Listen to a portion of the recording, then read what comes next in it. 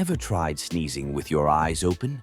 You've probably heard, "Don't do it, your eyes might pop out." Sounds like a horror movie, right? But here's the truth. It's a myth. Your eyes won't explode if you sneeze with them open. Why? Because your eye muscles and the tissues around them are way too strong to be affected by a sneeze. Plus, your eyes aren't held in place by eyelids. They're anchored deep in the skull. Sure, most people automatically close their eyes. It's just a reflex. But if you did manage to sneeze with them open, the worst thing that might happen is someone thinking you're a psycho.